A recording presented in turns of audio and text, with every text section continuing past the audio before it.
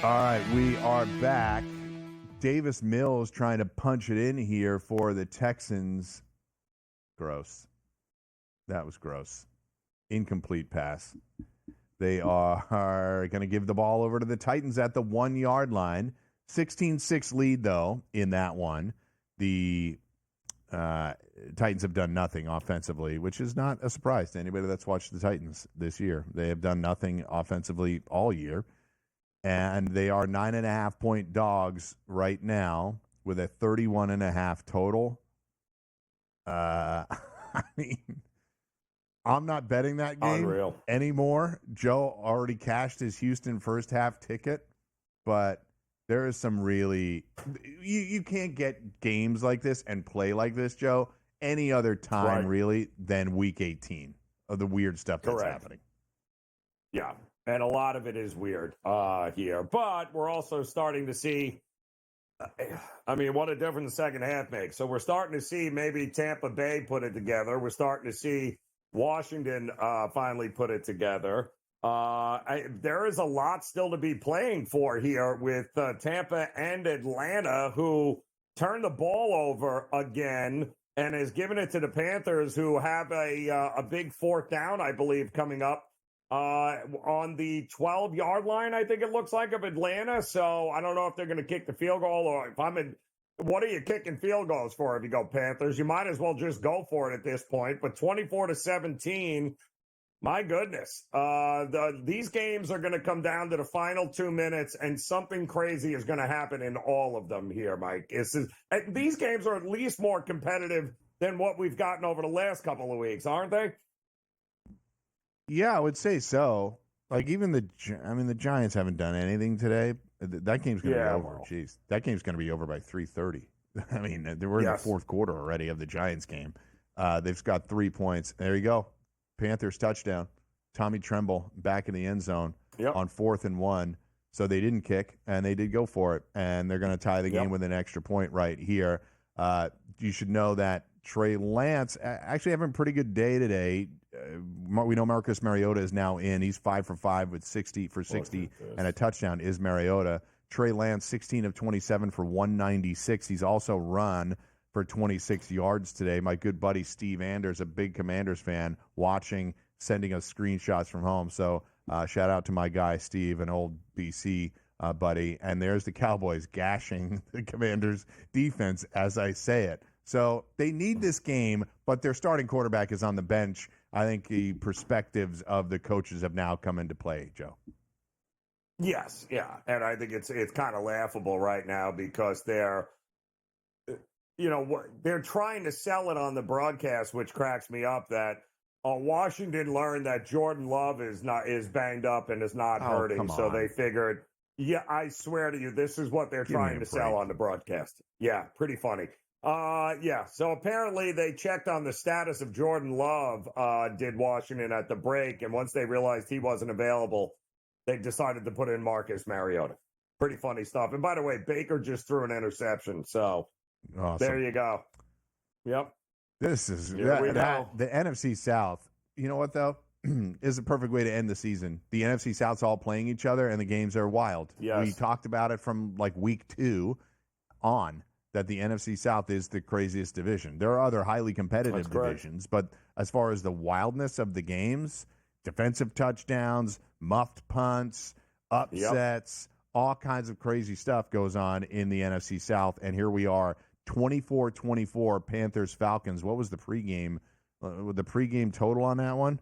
Panthers-Falcons was 48.5. So we're there. 48.5. Yep. So we're there. We just need a field goal. The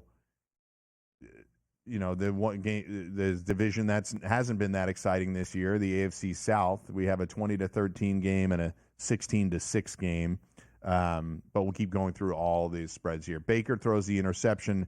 The Bucs are now favorites again, 2.5-point favorites. They are trailing by 3 though, with a total of 48.5. The Cowboys are on 3rd and 13. Whoa. Did he get it? Kayvon Turpin, that was a great play. Tiptoes the sidelines to pick up a big first down for the Cowboys. They are 1.5-point dogs with a facing a 10-9 deficit. That total 33.5, and we are going to be running out the clock in the third quarter there. Yep. Bills up 16-14. New England throws to the end zone. Incomplete? No, incomplete. Incomplete? Yep, incomplete. Incomplete pass. Okay, Joe Milton trying to sell it. No dice there. 1.5 point dogs, 42.5 total right there. 3rd and 16 for New England here. 1:47 to go in the third. And the Colts just missed a field goal. Unbelievable. Yes. Colts missed a field goal. Of course they did. 20-30. Of course they did. Packers in trouble here because their starting quarterback, he's not in the locker room. He's probably fine. I think according to Dr. Chow, who appears on this network at Pro Football Doc on social media, he says that he probably banged his funny bone, which is kind of an ulnar nerve reaction. He thinks it's hopefully more a stinger than a serious nerve injury, which is why Malik Willis has been in. Why are they going to risk Jordan Love any further when it's a 6 or 7 seed kind of discussion? But the Packers are losing 14-13. Malik Willis driving the ball, 2.5 point favorites right now, 37.5 point total. Houston up 16-6. Tennessee, I mean, they're at commercial right now, so I can only assume they punted. Jacksonville and Indianapolis. Indianapolis just misses a field goal, 20-13, 47.5 is the total. Giants down 17-3 now, so the Eagles scored on the first play of the fourth quarter, and 13.5 point spread, 27.5 total. So 27.5 total. Jeez. All right. No expectations there for anybody to score.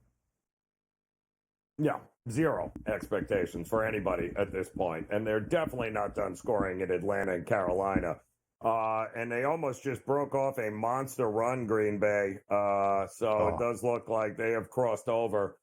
And listen, Willis has shown an ability to be able to get to move the ball here with this Green Bay offense. So I agree. The problem is, is Chicago going to give us enough here there's nothing garbage time about this. Chicago with the lead has an opportunity to get a win here, and boy, that would be something, wouldn't it, to end the year against Green Bay in Lambeau? Wow, not good here, Green Bay, not good at all.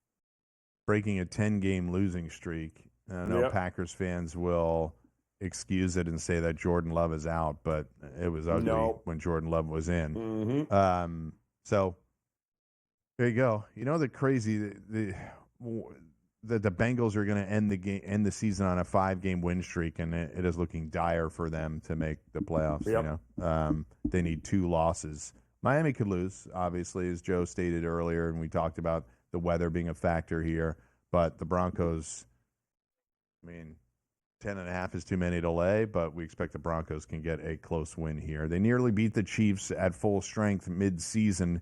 But a field goal blocked on the last play of the game secured a victory for the Chiefs. When we come back, we will be talking about the Vikings and the Lions. It is the biggest game of the week. We have not yet discussed it in any detail, but a lot to discuss there because it's rare that you get a game like this, a divisional matchup with everything riding on it. These teams will flip from the number 1 seed and home field advantage throughout the playoffs to the 5 seed if they lose. Joe and I back with that game after.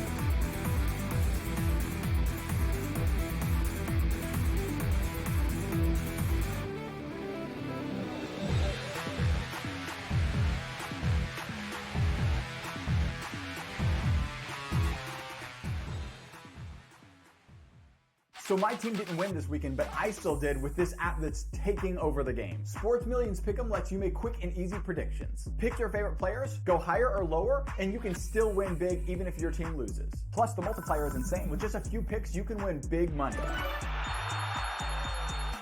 So get on it. They've got a welcome bonus to help you start off your winning streak.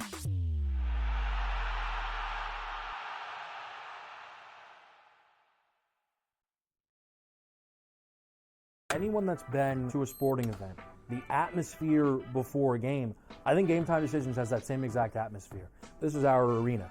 This is what we do. There is going to be an energy to game time decisions that you will feel night in and night out. The excitement you get when you lock your bets and when you're figuring out what you want to do, we can zone in on the biggest games each night. I want this to be the place that people come to before the games start so they feel as ready as possible to lock in their cards. We are going to hit every single one of those markets that you need to know about. We're going to go through every single thing, and I've got a great team behind me that's going to help me get the job done. There is not going to be a better place, I promise you, than Game Time Decisions to get that new information, react to it, and be able to then bet accordingly. We will have everything at our disposal, and we will use that to our advantage.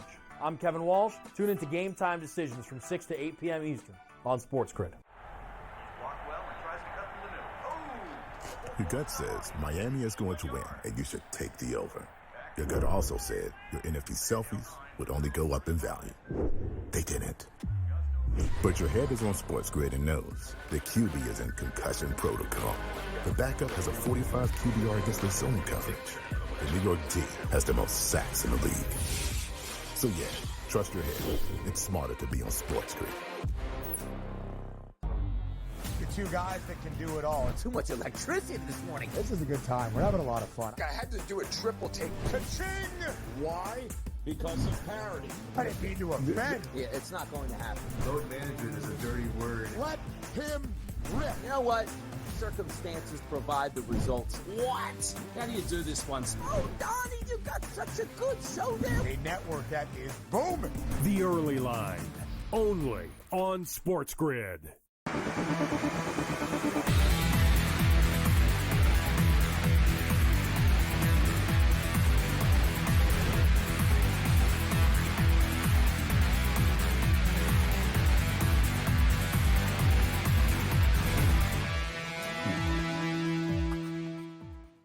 All right, Malik Willis. Will Levis. Sorry, Will Levis. Will Levis. Oh, sorry, Will Levis. But Will Levis Oh. with a fumble that was returned for a touchdown. There's no way that any other quarterback has more turnovers turned into immediate points than Will Levis this year, right? No way.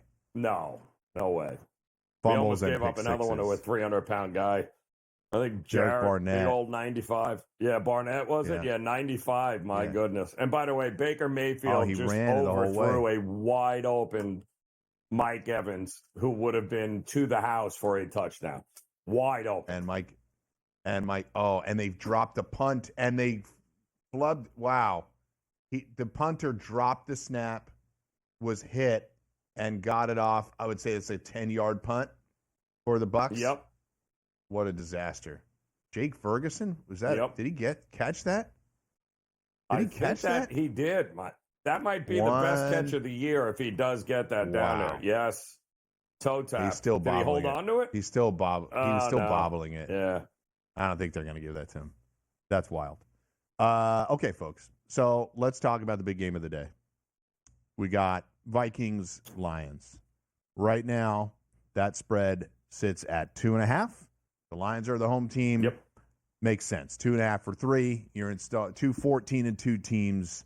Pretty amazing that it all comes down to this. 56.5 is the total. These teams played to a 31-29 victory last time out for the Lions. I've rewatched that game like twice this week.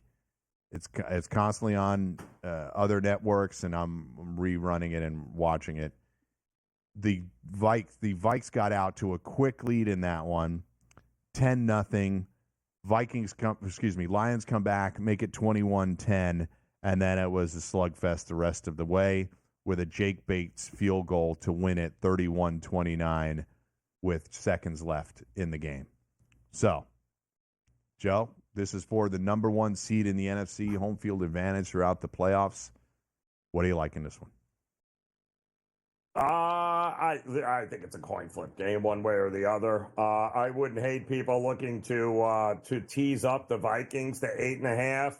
But I do think maybe the Vikings team total might not be a bad look either here, Mike. 26.5 or even 27. With the shape of that Lions defense, with the it feels like first one to 35 is going to win this one here, Mike, but I'd be hard-pressed to believe that the Vikings don't score at least 30 points in this game. And I still think it's going to come down to ultimately a last-second field goal or something along those lines. So if I can tease the Vikings up to over a touchdown, great. If not, I'm going to concentrate on the Vikings team total up and over 26.5 or 27. And we've got a first half total of 27.5. The Lions, one of the best first half team in the league, first half scoring team in the league. In fact, last week I had the Lions a 13.5 total in the first half, and they missed it because Campbell went on fourth down in a field goal situation. So, like, what are you going to do? Like, it just is what it is. They had it in front of them to score 16. They missed an extra point. They had it in front of them to score 16 or 21 or 17, whatever. Not that I'm salty about it. But in any event, I think you can look. I am leaning to the Vikings in this one. And like Joe said, it's a coin flip game. I'm really we'll see if Alex Anzalone can ring the bell tonight for the Lions, but it'll be his first game back after 6 or maybe even 7 weeks off. So I think he's right to target the Vikings team totals. I think the first half total is interesting. I've toyed with the under a little bit in that in games like this I'm torn on it because in games like this where the previous interaction was a 60-point score fest, sometimes these teams check each other the next time around. Right. Sort of similar what happened with the Steelers and the Bengals, 44-38 in their previous meeting last night, 1917. That's also outside with the elements and, an offense that's broken with Pittsburgh. So this is not that. These teams are playing indoors. Offenses have been fine for weeks, and I'd have a hard time betting the under. So I think I won't get to the window on that one. However, I'm with Joe on maybe a first half total and a Vikings team total over. It wouldn't surprise me if this one comes right down to the last minute like the last time around, Joe. Yeah, it feels like that's just what these two teams are going to do. And we got, over 60 points in the first one, I think, which was pretty 60 good. exactly. To me, I think teams are the first one to 30 probably wins this game, but I think you'd be hard-pressed for either coach to just take their foot off the gas at any point here. So I do think points are definitely coming in this game. And the Vikings will certainly get theirs. I mean, asking them to score 28 points, Mike, not a real stretch against that Lions secondary. Yeah, if you folks are looking for different kinds of props, I think they're absolutely going to force the ball to Amon-Ra St. Brown. His receiving total is 81.5. Justin Jefferson is 94.5. You got a Jordan Addison at 66.5. He's obviously become a really key player for them this season. Amon-Ra, to give you a sense, this is on FanDuel. You can look at whatever book you want to find different prices and different lines. But Amon-Ra St. Brown, 6.5 is his reception total. That's up to minus 174 on the juice. So they'll push it up to 7.5 soon, most likely, because people are going to be betting these overs as people like us talk about it all day long. Justin Jefferson at 6.5 as well at minus 132. Addison with an under 5.5 is juiced at minus 140, but his yardage total pretty good at 66.5. So obviously a lot of action going on tonight, a lot of action going on the rest of the way today. Can the Bucs, another penalty for the Bucs. The Bucs now trailing 19-13 with 1:32 left in the third. Can the Bucs get it together here in the fourth quarter? Can the Falcons pull this off? Coming up next, more drama.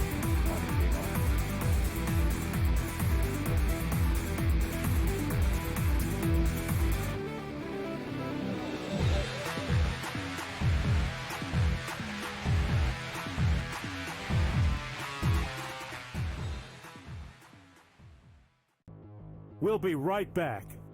It's time for a Sports Grid 2-minute drill. Time now to play a little buy or sell.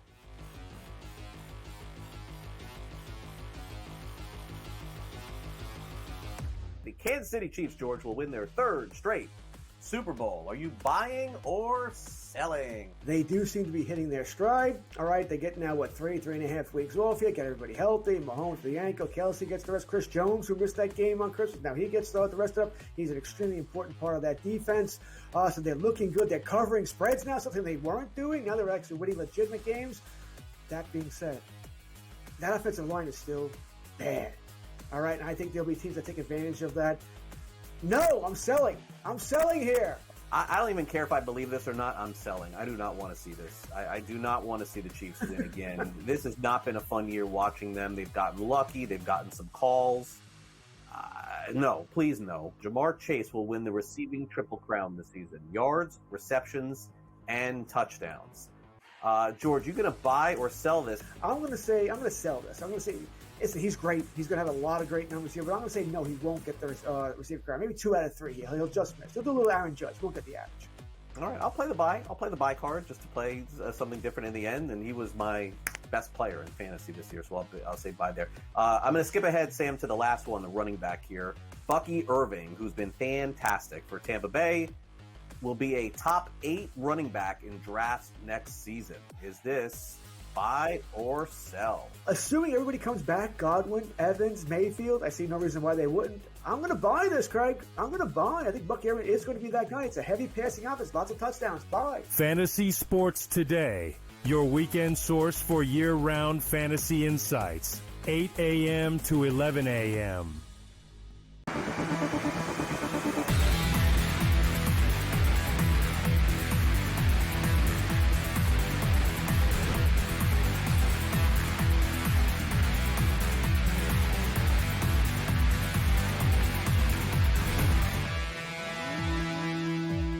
All right, folks, back for Play More Action. We got an hour. You got an hour left with us in the regular season. Again, we'll be here, Mike Blewett and Joe Rainieri, and we'll be here with you every week throughout the postseason as well. We'll have less games to cover, but the games will be far more important. We'll break it down play by play. We'll constantly be looking at futures and props, and that's what you do. You may be betting on less games, but you can play some more smaller wagers on props and everything else. And live betting becomes even more focused at times, Joe, would you say, during the playoffs? Because you're watching the one game and figuring out what kind of edge you can get in that particular playoff game. I would bet we're sitting here next week. Bills-Broncos is probably our game, 1 o'clock next Sunday. That would not shock me at all. And again, I mean, but crazier things have happened, right? So of course, it's not as if they shouldn't just even play the game against Kansas City here. But I agree. The way it's shaping up right now, because that game is going on, Cincinnati's sitting there watching, right? So they're going to need the Jets to show up today, and they're going to need Kansas City to show it up today. So. Yeah, there's crazier things have happened here. Plus, it's still a rookie quarterback. We'll see what happens, but would not shock me. Chaos could very well still be here, Mike, and that chaos could be Cincinnati, maybe taking on Buffalo. Wouldn't that be something? Yes, it would. That would be pretty incredible. So, speaking of chaos, the NFC South continues to deliver, with the Panthers scoring a touchdown and going up 31-24. What are his numbers today? What's our guy's numbers today? Bryce Young, 16 of 22 for 149 and 3 scores. So he's getting it done. And the Bucs with a false start here. First play of the fourth quarter here for the Bucs. They're down 19-13. They need the victory, but not if the Panthers win. So the Bucs can back in if they need to. The Bears scored a touchdown down the sidelines. About to go up 21-13 with 10 minutes to go. DJ Moore on a long pass from Caleb. And they're up 20-13. Texans pull away. 23-6 is the lead there after that fumble return for a touchdown. Who's making their way down the field here for the Jaguars? I don't even know who that is. sometimes you get your third and fourth string running backs in these games, and you don't know who's everybody's jersey number is, but that is not Etienne or Bigsby, so I'm not sure. Johnson. Exactly, Johnson. Okay. Oh, Dearness Johnson. Got it. So, all right, there we go. 20-13 Jags across midfield. All right, the NFC South is what we're going to focus on right now. There's Baker. What a catch. Jeez. Mike Evans fell on the ground and somehow still caught that? That was unbelievable. Yeah. Watch and he's this. bent, Mike. He's like if he kneeling hits him down. in stride, if he hits him in stride, Evans is gone. Yeah.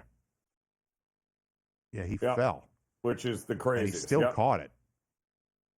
All right, 3rd and 3. Big one there. Pats up 17-16. 2nd and goal here for Joe Milton. 8-play, 70-yard drive here, just over 5 minutes, and he is thrown. Oh, what is that? He got it away. He got it away. That? I don't know. About He that. was sacked. That was crazy. He was sacked, but he threw it away. Now they're going to give him intentional grounding. Of course they are. So, yeah, I mean, he was Mariota wrapped up. He had didn't throw it at anybody. Absolute monster throw there that the tight end just dropped the ball. Was that Zach Ertz? Kind of crazy. Yeah. Oh, Mariota showing the legs too. Look at Mariota. Looks fresh here, man. Coming out of nowhere, Marcus Mariota. Yep. Where have you been? Where have you been, Marcus? Bouncing around the NFC East the last couple of seasons. Yep. All right, Commanders across midfield, like Joe said, off the scramble from Mariota. Man, Baker is just getting harassed here, and he is sacked. No, he gets away. No, he gets away and runs for about 7. Feisty. So, feisty Baker Mayfield. The Giants put up a touchdown. How about that? Oh, that's got Giants put up a touchdown, and they have the ball. Yeah. And they have the ball. Look at this. This has got to be Malik holding. Neighbors. Malik Neighbors, 45-yard touchdown pass. Malik Neighbors' numbers. Let's see. He's got 5 for 64. Going into today, he needed some big numbers for some milestones. That gives him 109 catches in the regular season. He's only competing with Brock Bowers for the rookie reception record now. He went in front of Bowers, who plays later today. Joe and I play a little bit more.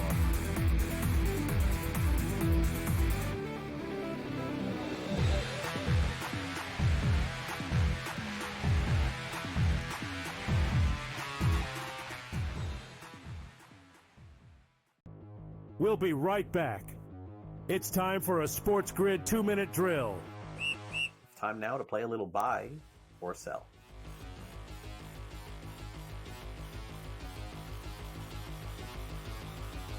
The Kansas City Chiefs, George, will win their 3rd straight Super Bowl. Are you buying or selling? They do seem to be hitting their stride. All right, they get now, 3.5 weeks off here, get everybody healthy. Mahomes for the ankle, Kelsey gets the rest. Chris Jones, who missed that game on Christmas, now he gets the rest of it. He's an extremely important part of that defense. So they're looking good. They're covering spreads now, something they weren't doing. Now they're actually winning legitimate games. That being said, that offensive line is still bad. All right, and I think there'll be teams that take advantage of that. No, I'm selling. I'm selling here. I don't even care if I believe this or not. I'm selling. I do not want to see this. I do not want to see the Chiefs win again. This has not been a fun year watching them. They've gotten lucky. They've gotten some calls. No, please no. Jamar Chase will win the receiving triple crown this season. Yards, receptions, and touchdowns. George, you going to buy or sell this? I'm going to sell this. I'm going to say he's great. He's going to have a lot of great numbers here, but I'm going to say no, he won't get the receiver crown. Maybe 2 out of 3. He'll just miss. He'll do a little Aaron Judge. He won't get the average. All right, I'll play the buy. I'll play the buy card just to play something different in the end, and he was my best player in fantasy this year, so I'll say buy there. I'm going to skip ahead, Sam, to the last one, the running back here. Bucky Irving, who's been fantastic for Tampa Bay, will be a top 8 running back in drafts next season. Is this buy or sell? Assuming everybody comes back, Godwin, Evans, Mayfield, I see no reason why they wouldn't. I'm going to buy this, Craig. I'm going to buy. I think Bucky Irving is going to be that guy. It's a heavy passing offense, lots of touchdowns. Buy. Fantasy Sports Today, your weekend source for year-round fantasy insights. 8 a.m. to 11 a.m.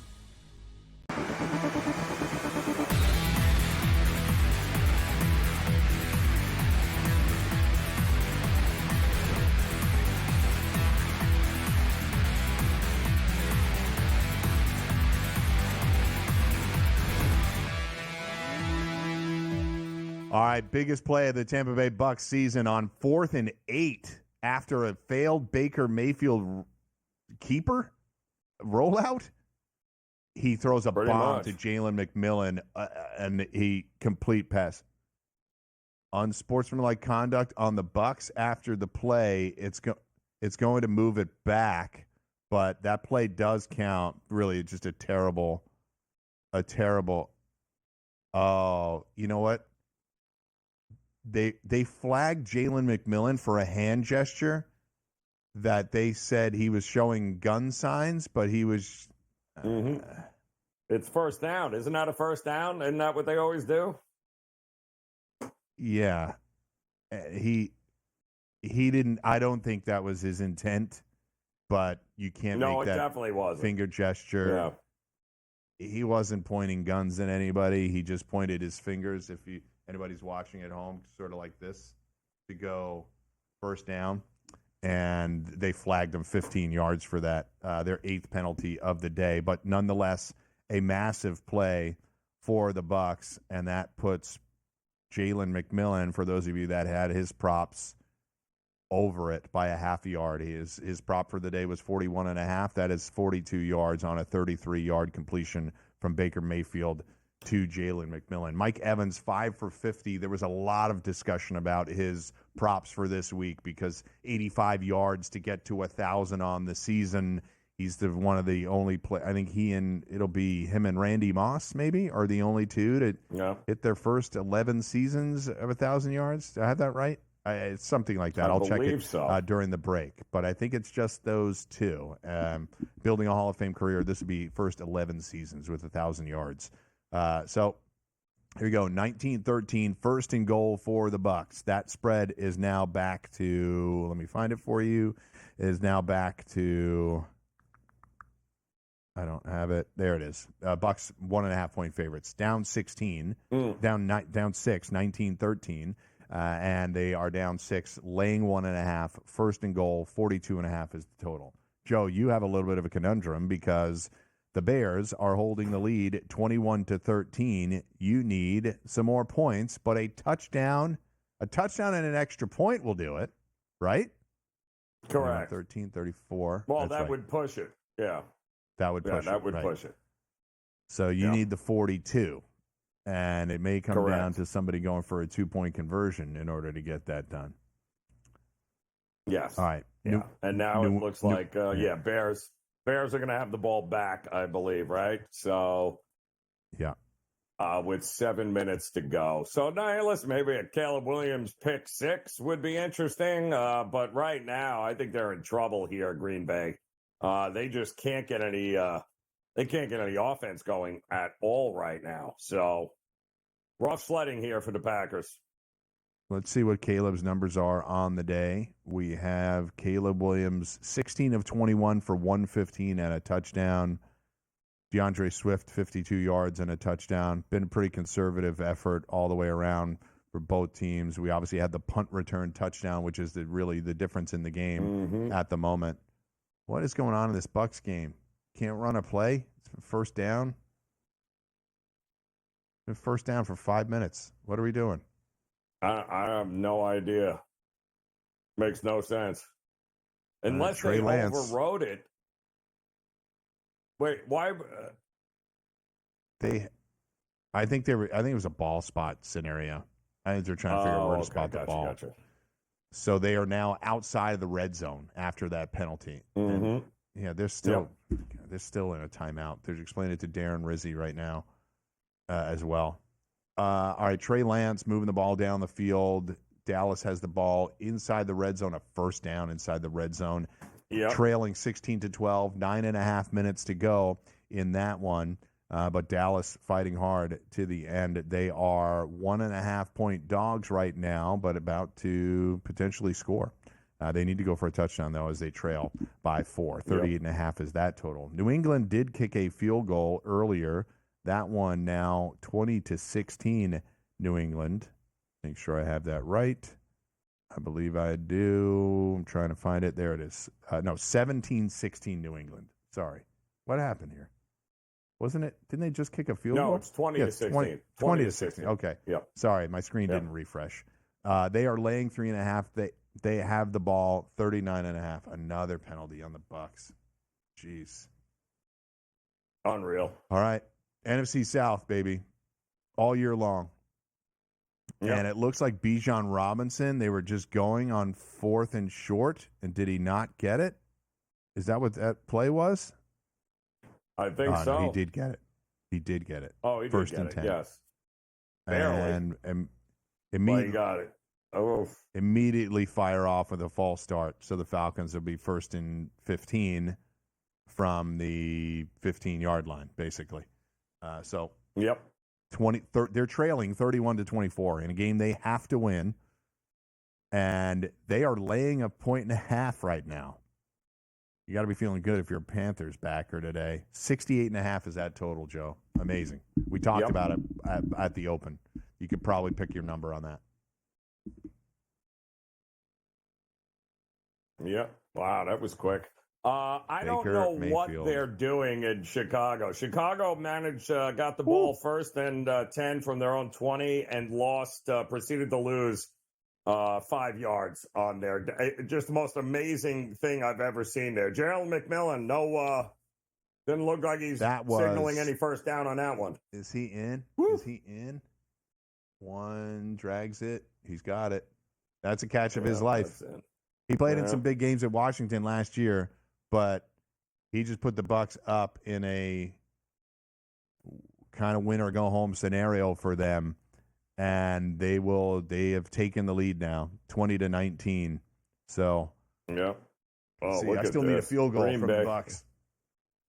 Green Bay is going to go ahead and get and take it from the 50-yard line now. Unreal. And the Jags and Colts are tied at 20. Colts have the ball right Did the at the red zone. Cowboys get it in, Mike? Well, the Cowboys jumping over for a touchdown. I'm not sure what's going on there. No signal yet. 2nd down and goal inside the 2nd down and goal, huh? 4th and 1 for Joe Flacco, huh? Wow. You think he quarterback sneaks it? Probably not. I need him to throw an interception, Joe. I mean, he should just air it out for the rest of the game. Oh, wait a minute. They got jumped the Jags off sides. You got to be kidding me. No.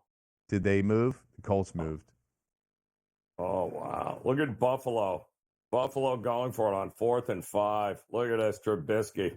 Oh, we've seen that before, haven't we? Oh, wow. That was terrible. 4th and 5, not even close. Why are you throwing a 1-yard pass when you need 5 yards? Like, I don't understand what's going on here. I mean, Joe, come on. You don't throw anything down the field? Guy. Like, that sums up that guy. I can't tell you how much that sums up.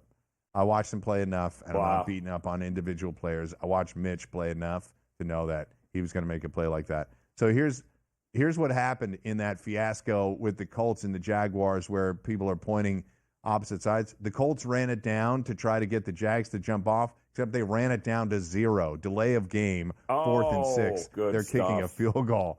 So Flacco just waited until it hit 0. It doesn't really penalize them much.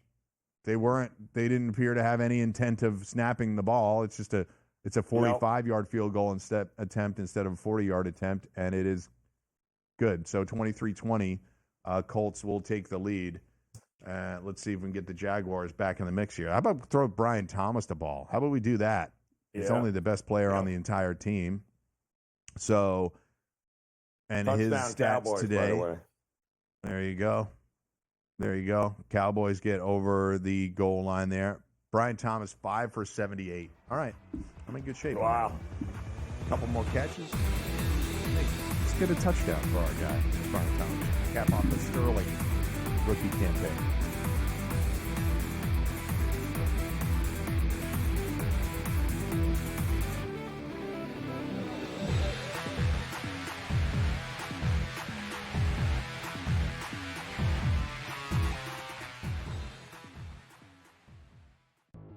We'll be right back. It's time for a Sports Grid 2-minute drill. Time now to play a little buy or sell.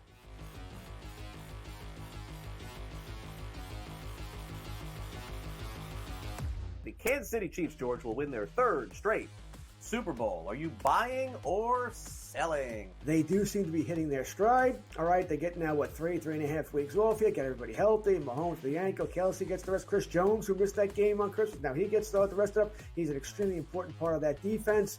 So they're looking good. They're covering spreads now, something they weren't doing. Now they're actually winning legitimate games.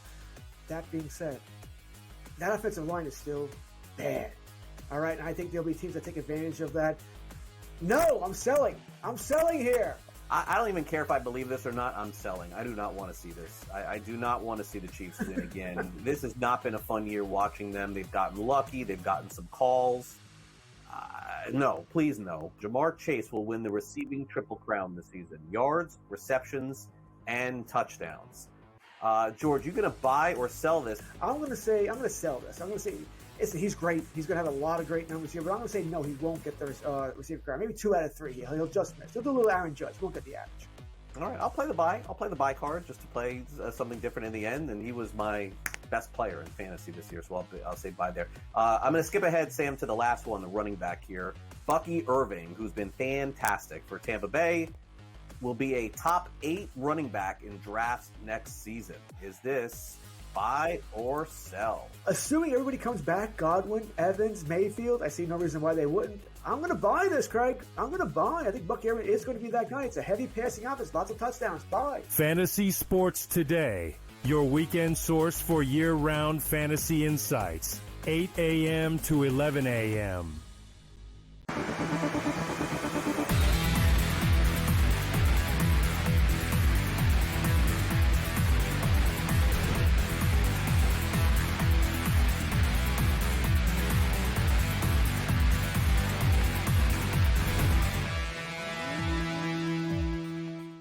Oh man, the Bucks are just sweating this out. The if you folks have a chance to see the Michael Penix touchdown throw to Drake London, you will see why people like him as a prospect. On 3rd and 20, he throws a laser beam to London for a touchdown. That came now tied at 31. Penix up to 286 and 2 scores on the day. Drake London, both of those scores, 8 for 167 and 2. And what is what is an elimination game for them, and they still are alive. Why is Darren Rizzi always yelling at the officials? Like it's not their fault. You know what I mean? It's not their fault every second of every game. But 20-19, the Bucks have the lead on the Saints, but the Saints immediately move the ball across midfield. I'll see exactly what yard line there are when they come back. They're at the Tampa Bay 49-yard line, so right at midfield. The Bucks, plenty of time left in that one, though. 8:48 to go. I feel like the scoring is not yet done. All right, here's the Jaguars, down 23-20. Mac Jones running for 15 yards? That's wild. What happened, Joe? Listen, there is just disgustingness happening. All right, number one, New England goes 3 and out and gives the ball right back to the Buffalo Bills. They're up 20-16. Mike White, we have to apologize. Is in their third we have to apologize. That's right. Yeah. We were but bashing he's going to Mitch have an Trubisky. opportunity to redeem himself here is the problem, because they couldn't gain a yard on 3 plays in a row. So they just gave the ball back to Buffalo with 4 minutes to go here. We'll see what's happening. And it does look like, you're going to laugh, Jordan Love could very well be coming back into the game. Because it looks like Tyler Huntley hurt his hand. Yeah, he hurt his hand on that last pass. On Malik Willis, rather. Yes. Yeah. Unreal.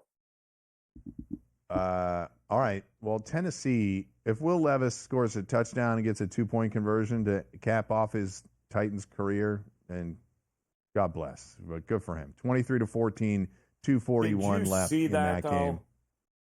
He literally threw it as far as he could. 3 Houston Texans defenders were waiting for it to come down, and the guy from Tennessee came out of nowhere into the screen to pick it off and run it into the end zone. Unbelievable. He did that. Well he thought out. Did do that. Yeah, well thought out. Unreal. That's great. So what's made this crazy about with the Packers and the Commanders, that was Tay Martin, by the way, that caught that 49-yard touchdown pass from Will Levis, is that they're obviously scoreboard watching the Cowboys have the lead, and if the Commanders lose, the Packers can win and steal the 6th seed. Correct. I presume the tiebreaker would go to the Commanders, which is why now the Packers are thinking, hey, we should try to win this game.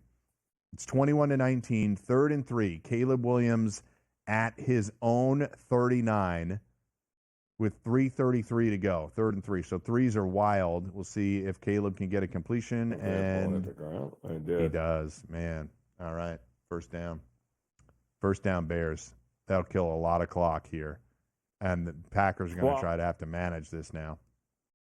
I'm still laughing that it looks like it looks like Tennessee is going to get the first pick.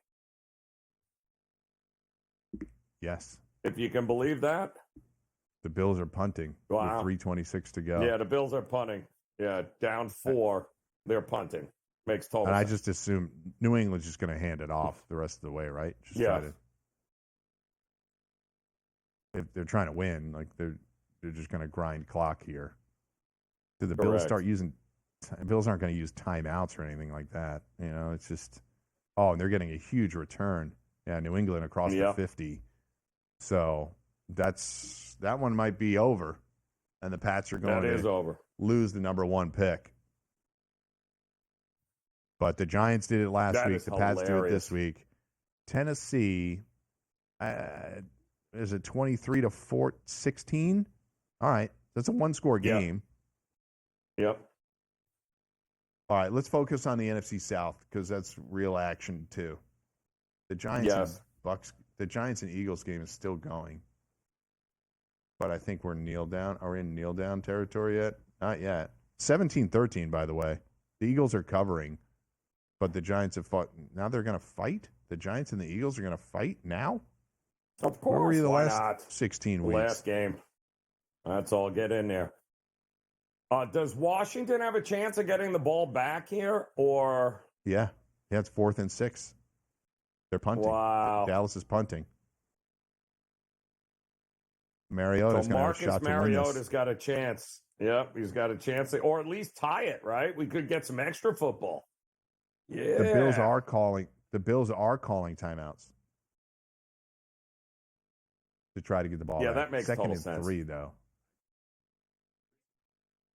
Yeah. All right. Why not just go for it then? There really is a lot of drama going on right now, so forgive me if I'm just drifting to the different screens. Rattler going deep. He had a pick right there. 3rd and 23. My word. The Bucks had it. Oh, my word. That would have been a punt anyway, basically. And the defensive back hurt himself trying to catch that. Well, he should. His ego should be hurt, too, with the way he botched that interception. Unreal. Yeah, he terrible. He hurt himself somehow on that play. Kenneth We Gainwell. might get extra football though in Indy. Is that correct? Are we looking at a 53-yarder for the tie? Yep. Oh right my down the word! Middle. Crushed it. Oh, crushed it. There's a lot of time left. Wow. Though. Yes. But if we can get to overtime and Flacco has to throw the ball, I'm good with it. Yep. I'm good with it. Look at Bryce Young, man. Look at Bryce Young. Where has Miles Sanders been? Where has he been? Well, Chuba was the starting running back. They just gave him a 4-year deal. So Miles is like the inserted, the backup. He's not even in right now. Who's that? No. This is when it gets tough, folks. I think Joe and I have a pretty good grasp on the NFL and the players and their jerseys, but there are guys in that we're not sure exactly who they are. But Greg Little with a 54-yarder to tie it in Indy. We're back with more drama. And it's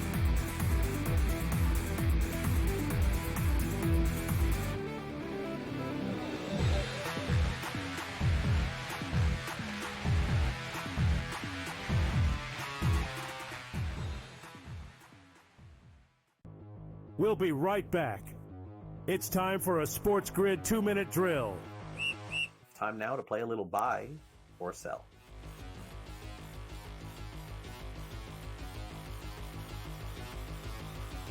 The Kansas City Chiefs, George, will win their third straight Super Bowl. Are you buying or selling? They do seem to be hitting their stride. All right, they get now, 3.5 weeks off here, get everybody healthy. Mahomes for the ankle, Kelsey gets the rest. Chris Jones, who missed that game on Christmas, now he gets the rest of it. He's an extremely important part of that defense.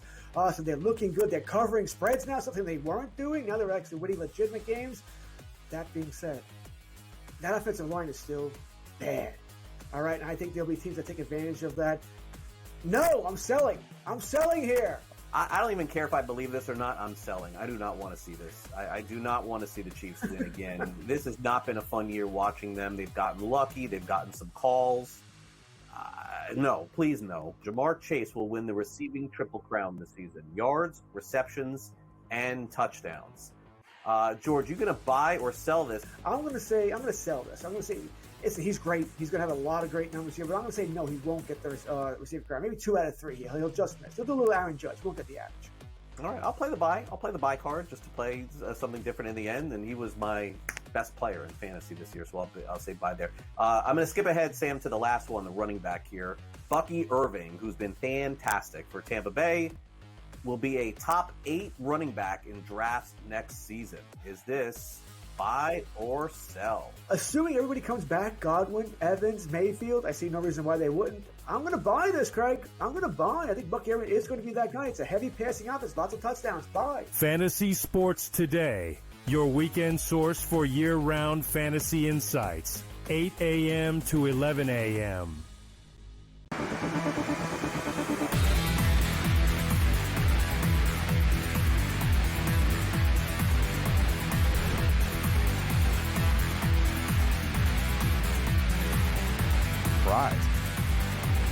Yep.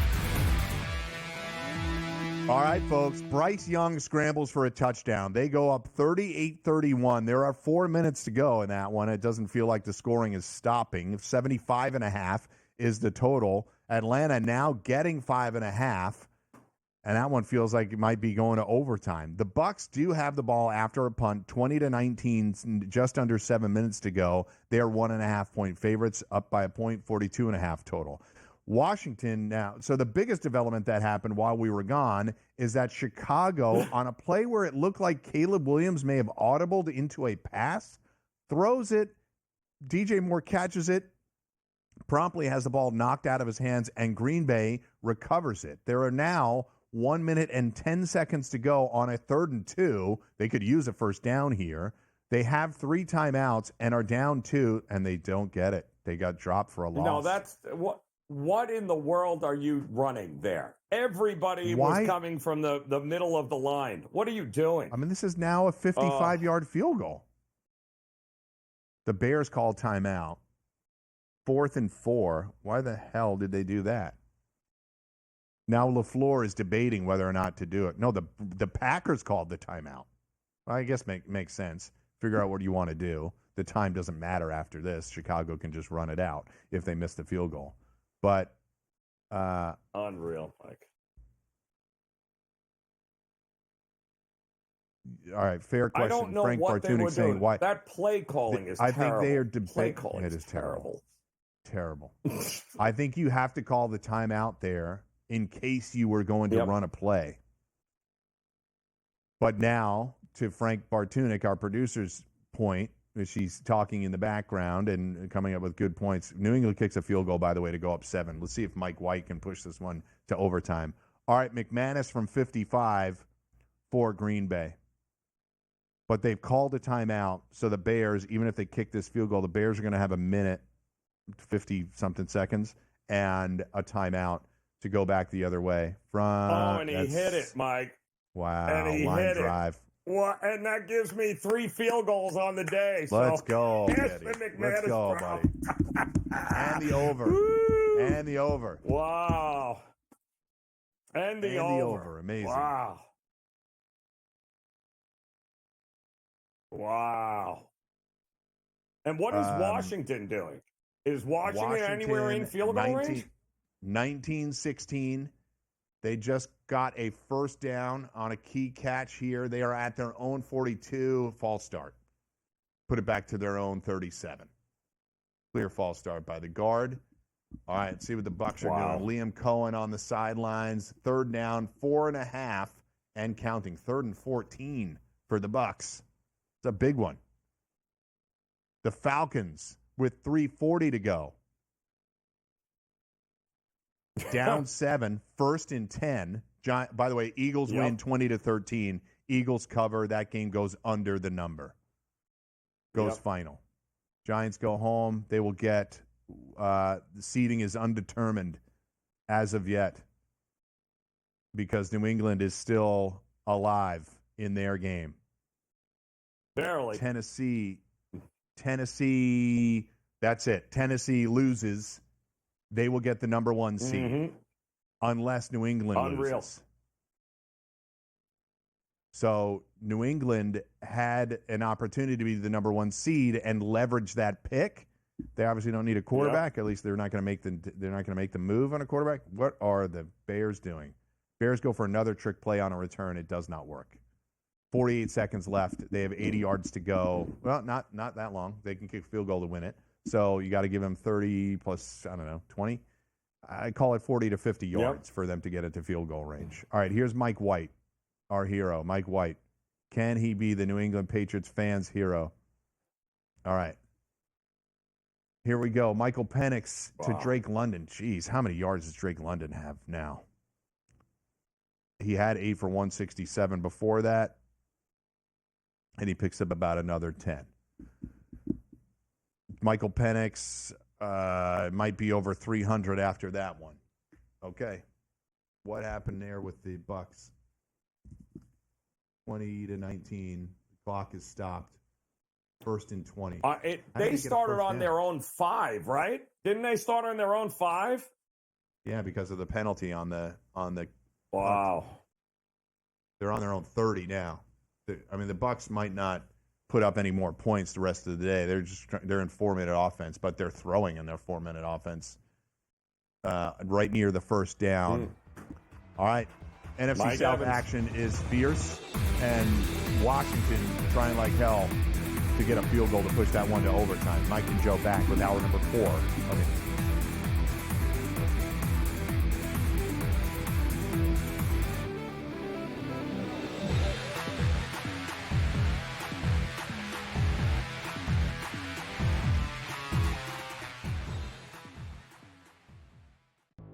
We'll be right back.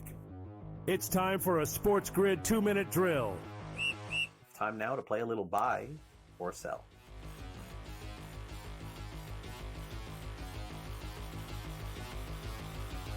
The Kansas City Chiefs, George, will win their 3rd straight Super Bowl. Are you buying or selling? They do seem to be hitting their stride. All right, they get now, 3.5 weeks off here, get everybody healthy. Mahomes with the ankle, Kelsey gets the rest. Chris Jones, who missed that game on Christmas, now he gets the rest of it. He's an extremely important part of that defense.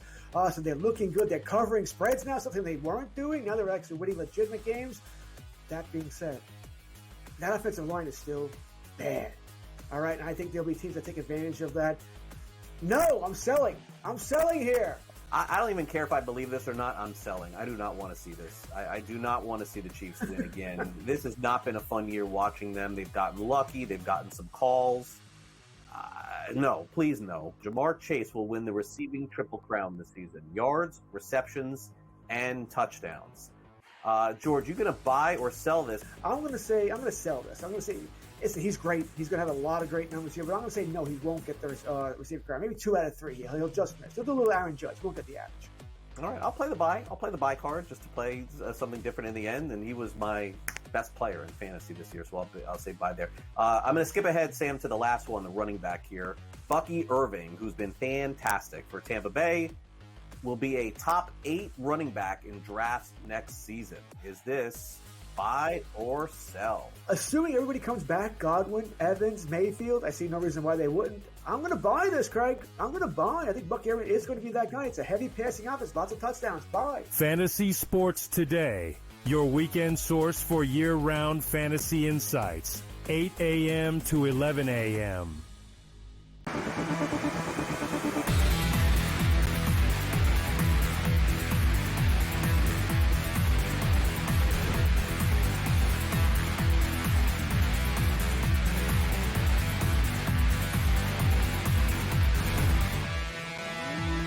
All right, let's go to the games where the drama is tight. We're in overtime in Indy because why wouldn't you want more Jags Colts football? Hour number 4, in-game live. Mike Blewett, Joe Rainieri. Who is that running down this? Marcus Mariota on the keeper? On 4th and 1, he gets it down to the 15-yard line. 24 seconds, they have a timeout. They call it here, I believe. They have a chance to win this game. Wow. And become the 6th seed. The Packers-Bears intentional grounding? No, illegal shift on the Bears. 15 seconds left. The Bears have no timeouts, and they illegally shifted on that play. And they just basically cost themselves 5 seconds. What happened there? They caught the pass. All right, they bring it back. So the Bears just cost themselves 5 seconds with a penalty on a play in which they were probably had a first down. So 3rd and 11 here. Bears basically have 2 plays left, I would call it. The Falcons, 38-31. Big 3rd and 10 here for the Falcons with 1:51 to go. They're on the 25-yard line. Penix, oh, man. First down. Did he get it? He got it. Drake London. I think Drake London's over 200 yards on the day. Just a tremendous performance here by London. So, Penix 20 of 37 for 308 and 2 touchdowns. Drake London 10 for 187 and 2 touchdowns. They are now inside the 20-yard line, desperately trying to score here, even though the Bucs have put themselves in a much better position because they've driven the ball down the field. Correct, Joe? Correct. Yes. They have driven it down there, and the worst part is they have an opportunity just to end the game. They're at the 2-minute warning. I think another first down will do it. Because there's only 2 timeouts with New Orleans, I believe. But I do think Mike Evans still needs a catch or maybe a couple of more yards. We're going to see whether or not they give it to him and see what they do. But a big 2nd and goal here. Oh, yeah, and by the way, Chicago is now in field goal range. Oh. So Washington has a big opportunity here. Spiked it with 2 seconds left. I missed a play. I was watching one of the other screens. And Bijan gets a first down here. 1st and goal for Atlanta. Yep. Atlanta is swimming upstream, though. They don't know. They're just trying to win this game, and I respect it, and they're trying to tie it right now. But Tampa is putting the game away. So Bijan bounces outside. Okay, so we got a tie ball game in Atlanta if they just kick the extra point, which if they knew, I cannot believe it. Here it is, 51 yards. Is this 51 yards for the Bears to win it and knock Green Bay to the 7th seed? And he got it. Yeah, game over. Bears win it. Yeah, wow. Unreal. And the over gets it. All right. So really? Celebrating like that? I don't know what they're celebrating. Oh, Terry McLaurin touchdown. Look at that. There you go. 2 seconds left. Just as they lose it. Yeah, just as Chicago beats Green Bay, Washington is going to beat Dallas. And now, so what does that make? Washington the 6th seed? Washington will be the 6th seed, dependent on what happens here with the Bucs. Oh, Baker Mayfield with a creative pitch to Bucky Irving, and he scores. Get in the end zone. Touchdown. Yes. Touchdown. Let's go. Let's go. Bucs minus 3.5. Boom. So, all right. Baker was sort of under duress and just pitched the ball back to Bucky Irving, who took it and ran. Correct. For 11 yards and a touchdown. Yes, there is an opportunity here where the Bucs could have just run out the clock, but it was 2nd and 2. The Saints had a couple of timeouts. They were not going to be able to run out the clock. And if you're Bucky Irving, take the TD. Yeah, take the TD. Yeah. Don't slide. I mean, they could have reset with a first down there, but this will make this an 8-point game here. Correct. Yeah. So they're up 27-19. All right, so they got to get a stop for the division. So if I'm Atlanta, though, why didn't I go for 2 there? Why wasn't I going for 2? Your season's over if you missed that. I appreciate Well, what you're saying. anyway. Well, they don't know. The Saints now can score and tie it.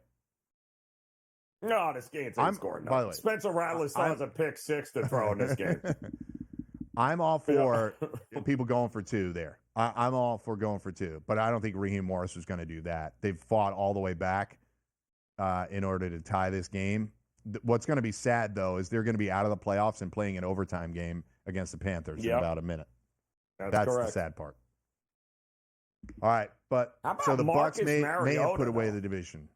Mariota, really? That had to be a 95-yard drive. They started all the way inside their 10-yard line on that drive.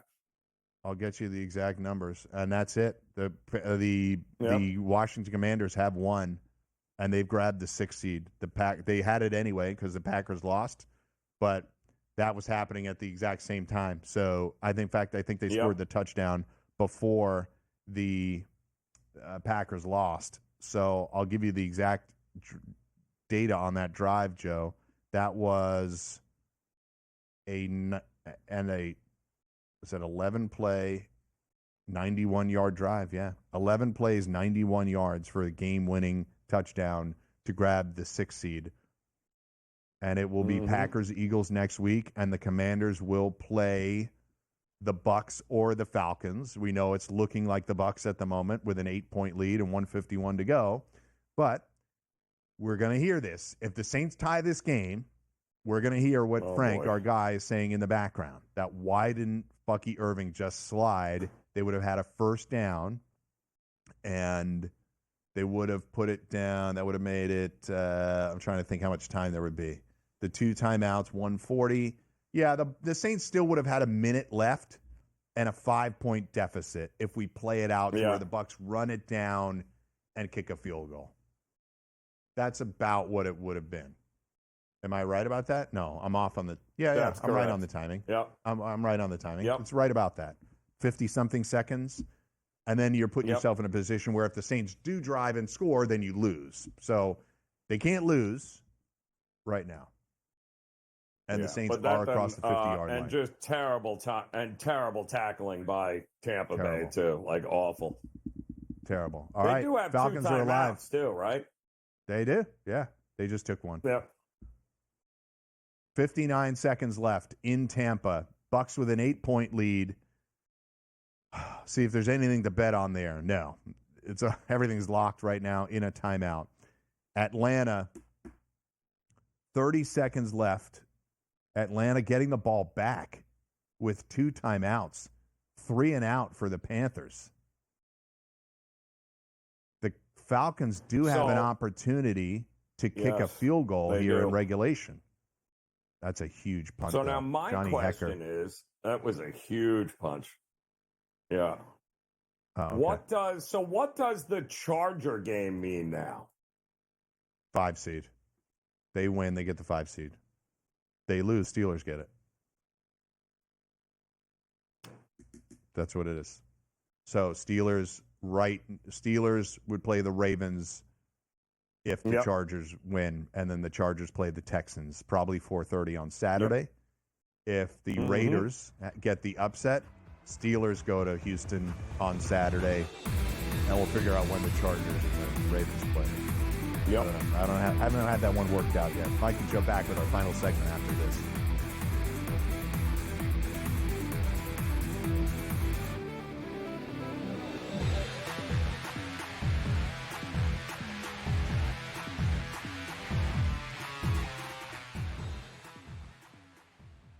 So my team didn't win this weekend, but I still did with this app that's taking over the game. Sports Millions Pick'em lets you make quick and easy predictions. Pick your favorite players, go higher or lower, and you can still win big even if your team loses. Plus, the multiplier is insane. With just a few picks, you can win big money.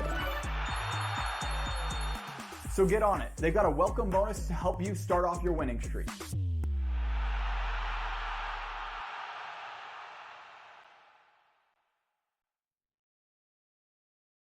Anyone that's been to a sporting event, the atmosphere before a game, I think Game Time Decisions has that same exact atmosphere. This is our arena. This is what we do. There is going to be an energy to game time decisions that you will feel night in and night out. The excitement you get when you lock your bets in, when you're figuring out what you want to do, we can zone in on the biggest games each night. I want this to be the place that people come to before the games start so they feel as ready as possible to lock in their cards. We are going to hit every single one of those markets that you need to know about. We're going to go through every single thing, and I've got a great team behind me that's going to help me get the job done. There is not going to be a better place, I promise you, than Game Time Decisions to get that new information, react to it, and be able to then bet accordingly. We will have everything at our disposal, and we will use that to our advantage. I'm Kevin Walsh. Tune into Game Time Decisions from 6 to 8 p.m. Eastern on Sports Grid. Your gut says Miami is going to win, and you should take the over.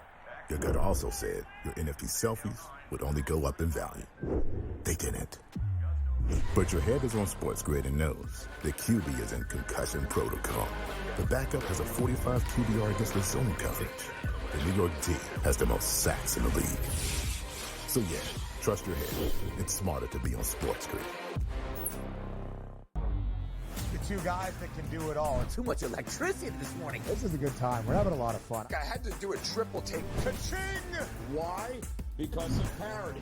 I didn't mean to offend. Yeah, it's not going to happen. Load management is a dirty word. Let him rip. You know what? Circumstances provide the results. What? How do you do this one? Oh, Donnie, you got such a good show there. A network that is booming. The Early Line, only on Sports Grid.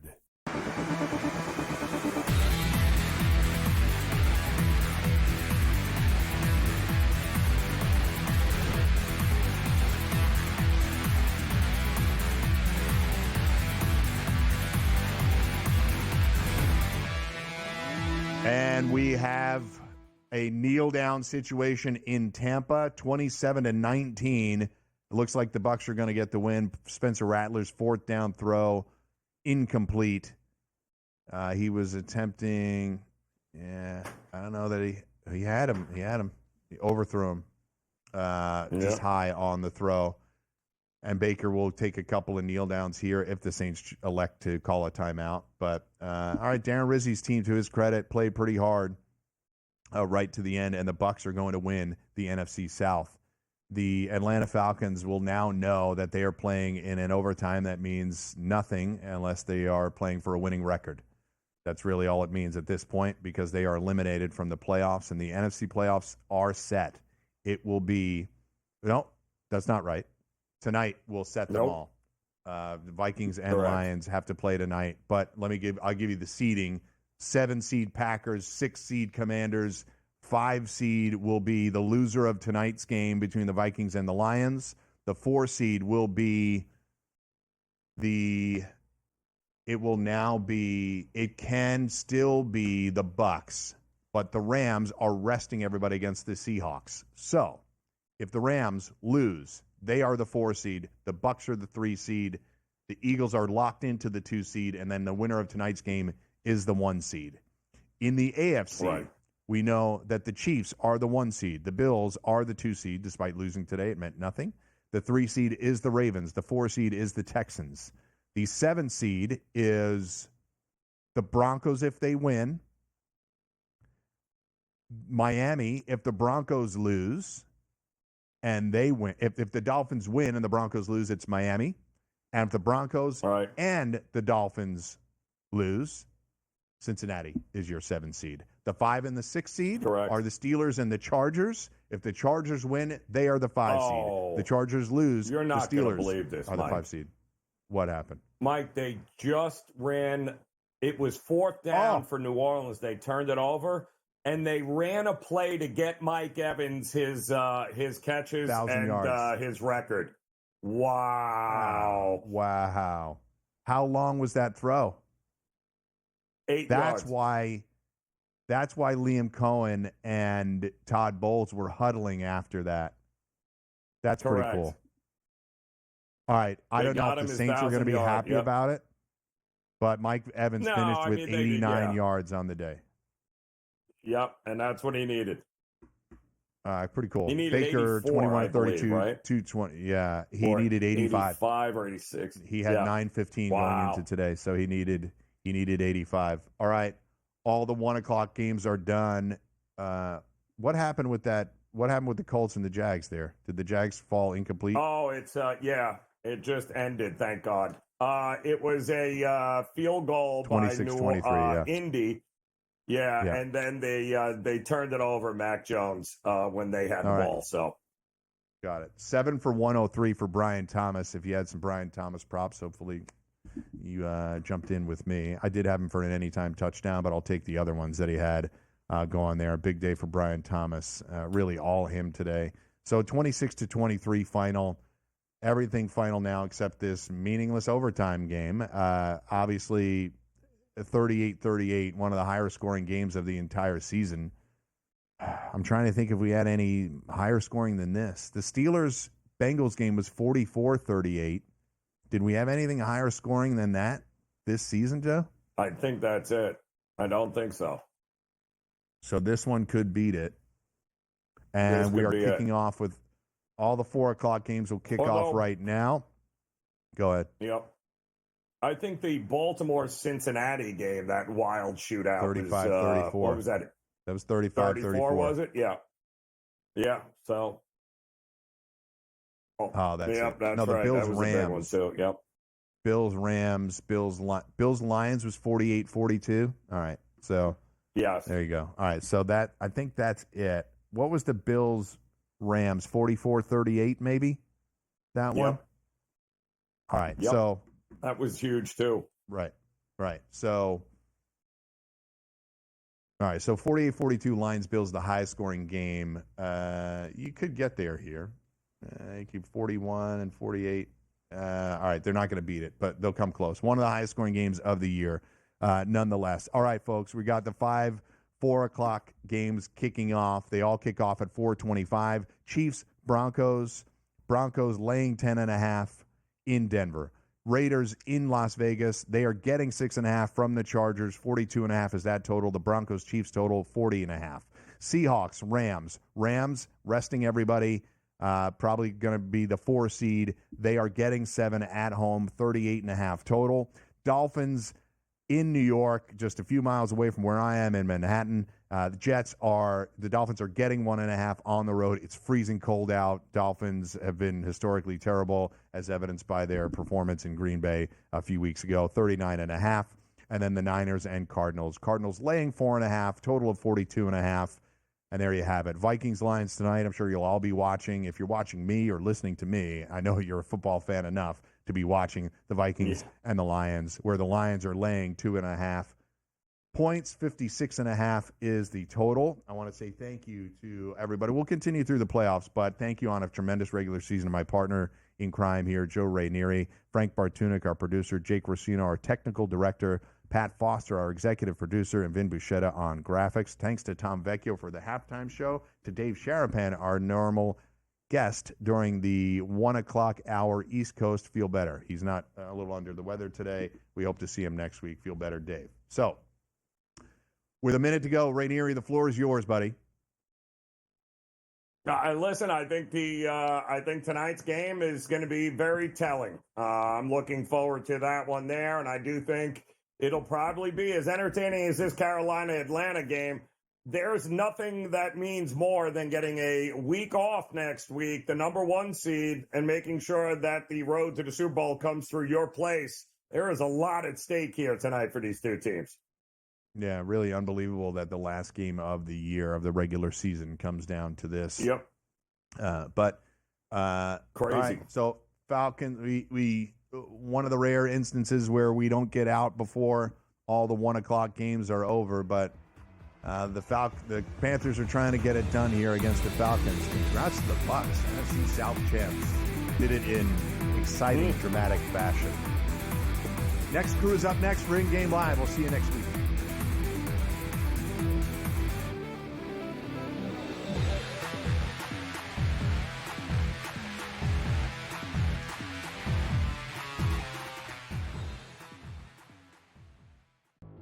We'll be right Your gut says Miami is going to win, and you should take the over. Your gut also said your NFT selfies would only go up in value. They didn't. But your head is on SportsGrid and knows the QB is in concussion protocol. The backup has a 45 QBR against the zone coverage. The New York D has the most sacks in the league. So yeah, trust your head. It's smarter to be on SportsGrid. There is going to be an energy to game time decisions that you will feel night in and night out. We're going to go through every single thing, and I've got a great team behind me that's going to help me get the job done. I want this to be the place that people come to. We are going to hit every single one of those markets that you need to know about. There is not going to be a better place, I promise you, than Game Time Decisions. We will have everything at our disposal, and we will use that to our advantage. I'm Kevin Walsh. Tune into Game Time Decisions from 6 to 8 p.m. Eastern on SportsGrid.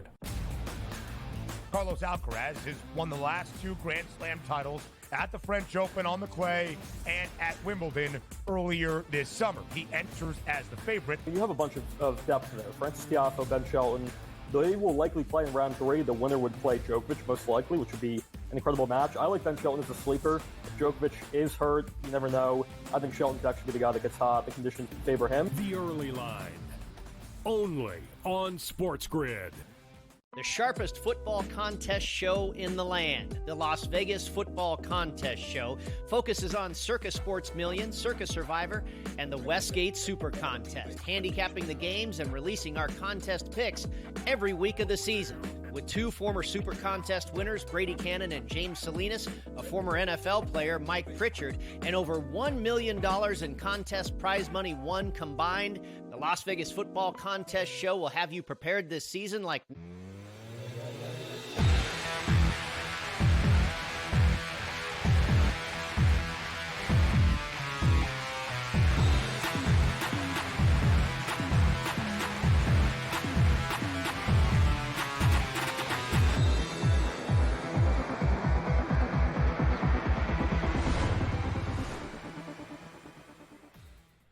All right, well, you already knew that the Baltimore Ravens took care of business to clinch the AFC North. Well, today, the NFC South wasn't easy, but ultimately coming back from double digits now belongs to the Tampa Bay Buccaneers. And, of course, the Patriots, all they had to do was what they've been doing all year, lose. Lose to a JV squad that had no interest in helping you on the other side. Maybe just don't kick field goal after field goal after field goal, Joey Sly.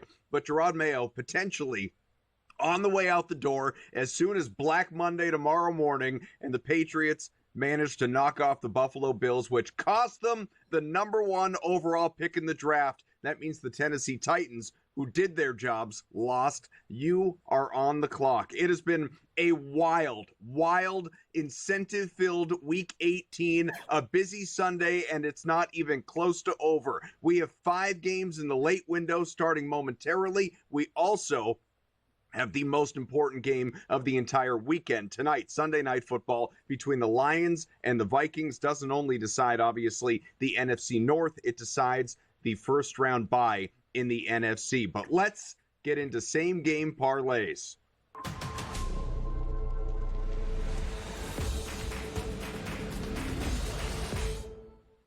All right, guys, I'll go first here. We're going to use the number of games that we could actually choose from this week, which is rarity for us. But I'm going to use my beloved Dolphins against the Jets. I don't get this line at all. Dolphins have a decent chance to get into the postseason as long as Denver can lose to Kansas City, which is certainly possible. I'm getting a point now, 1.5 on FanDuel with the Dolphins, who have beaten the Jets 12 of their last 14 meetings, including earlier this season. Give me Miami plus the 1.5.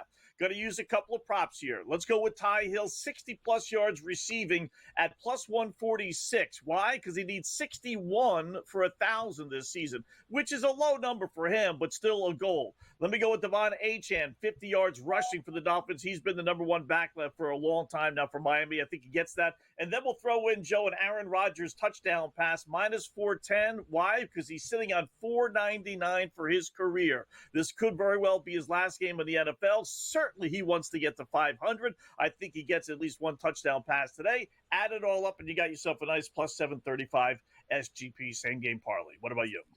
I love it, Scott. Great angle there with Aaron Rodgers. Definitely a play on. Now, I've got two smaller same game parlays that we can look at here. I looked at the matchup between the Denver Broncos and the Kansas City Chiefs. Firstly, this is a three-legger. It's coming in at plus 496. Now, looking at these three legs, Denver has so much to play for here, but I don't think the Kansas City Chiefs are going to go away easy in this matchup. I think Carson Wentz is really going to push this offense out there, which pushes Bo Nix to be able to come out nice and strong. I'm going to look at Bo Nix over 21.5 rushing yards. I do think the defense will put that pressure on him, make him use his legs out there. And then I'm going to look at him for who he's going to get that ball to. I do think Cortland Sutton's such a strong target for him out there on the field. I'll take him over 5.5 receptions. And then Marvin Mims Jr., I do think he is who I want to target for those receiving yards. I like what we've seen out of him, and I don't think Kansas City will have an answer. So I'm going to take him over 36.5 receiving yards. Parlaying all three of those legs, once again, Bo Nix over 21.5 rushing yards, Cortland Sutton over 5.5 reception, and Marvin Mims Jr. over 36.5 receiving yards, coming in at plus 496. And then just quick, Adam, I looked at the Chargers and I looked at the Raiders game. I found a plus 15-12 parlay here, taking Justin Herbert over 1.5 passing touchdowns, Ladd for a touchdown, Ladd McConkey, J.K. Dobbins for a touchdown, and then I had to throw Brock Bowers in there from the Raiders. It took this parlay from plus 480 with those three components to adding someone for the Raiders, making it plus a 15-12. So I love Bowers. I think he's in for a big day as well, but the Chargers walk away with the win, Adam. You know, Joe, let's build off of Bowers here for a minute. We'll be able to pick this up on the other side, because incentives matter on a day like today, week 18. You know, we've already seen it. Derrick Henry needed a touchdown to get a $500,000 bonus yesterday, scored 2, but they came in the last 10 minutes of that game. People were, he was probably the most popular leg of any parlay that was built across the NFL this week was the anytime touchdown for Derrick Henry. We just saw, for those that were watching, the very end of the Bucs game, 6 seconds left. All the Bucs had to do was kneel out the clock. The game was over. But no, the offense comes back out on the field to throw to Mike Evans to get him the receiving yards he needed to get over the threshold to make it yet another 1,000-yard season. Already had the receptions, $3 million bonus. The players, they care. Brock Bowers, he's got stuff at stake today. Needs 9 catches today for the all-time tight end record. We'll get to some of this stuff on the other side here on In-Game Live Pro Football Today.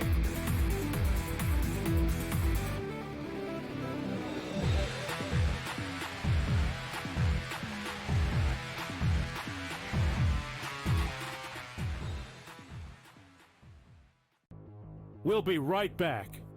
It's time for a Sports Grid 2-minute drill. Time now to play a little buy or sell.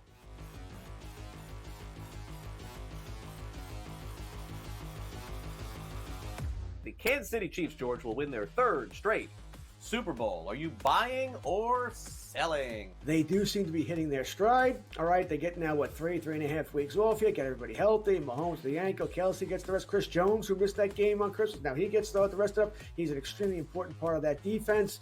So they're looking good. They're covering spreads now, something they weren't doing. Now they're actually winning legitimate games.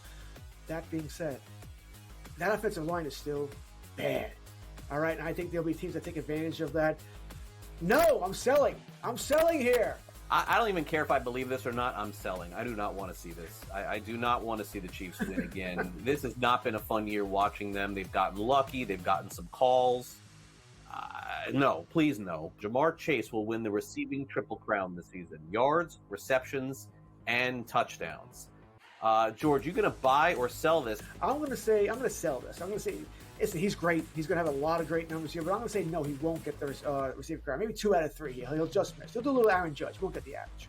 All right, I'll play the buy. I'll play the buy card just to play something different in the end, and he was my best player in fantasy this year, so I'll say buy there. I'm going to skip ahead, Sam, to the last one, the running back here. Bucky Irving, who's been fantastic for Tampa Bay, will be a top 8 running back in drafts next season. Is this buy or sell? Assuming everybody comes back, Godwin, Evans, Mayfield, I see no reason why they wouldn't. I'm going to buy this, Craig. I'm going to buy. I think Bucky Irving is going to be that guy. It's a heavy passing offense, lots of touchdowns. Buy. Fantasy Sports Today your weekend source for year-round fantasy insights. 8 a.m. to 11 a.m.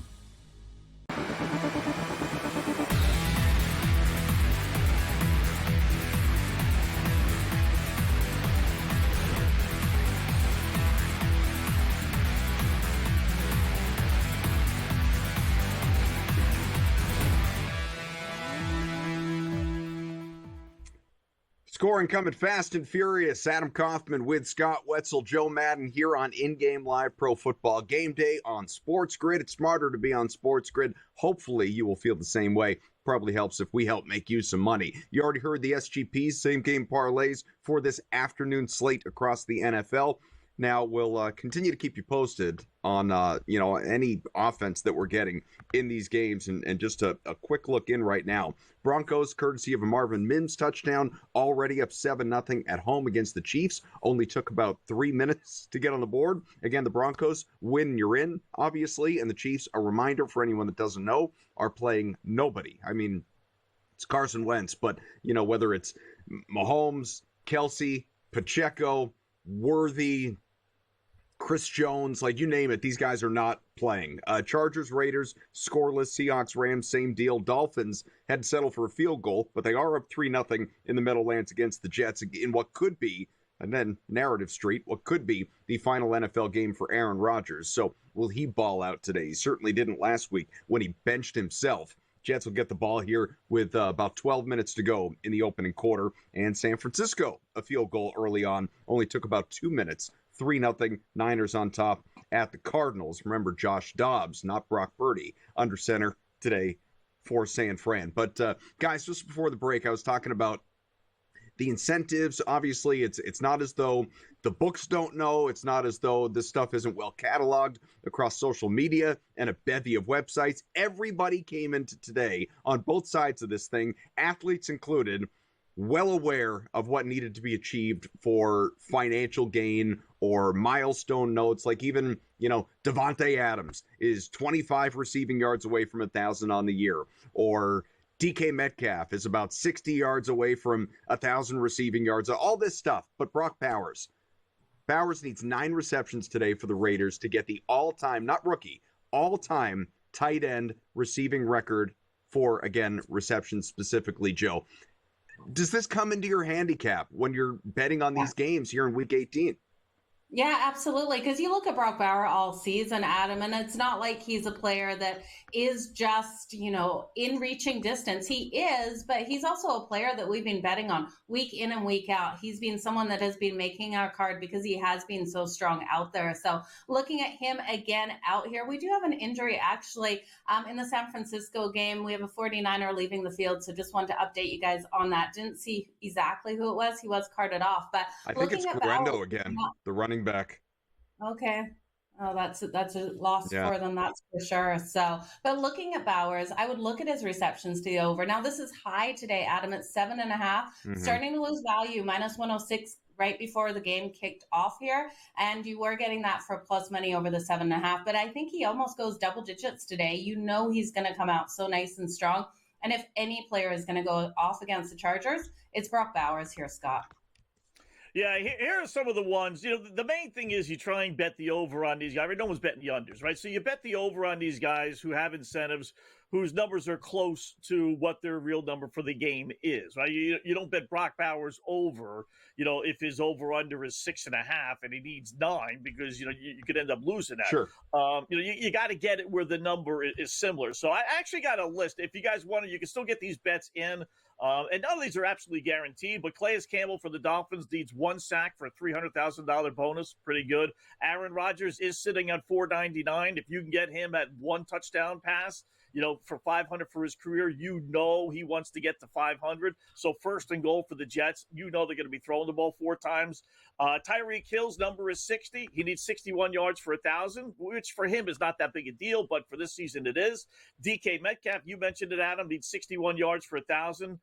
Jackson Smith-Njigba needs a number of receptions to break Metcalf's single-season Seattle record, so you may want to play some props on him. Nick Bosa needs 1 sack to reach 10 sacks for his 4th straight season, which is a bit of an honor for a defensive lineman.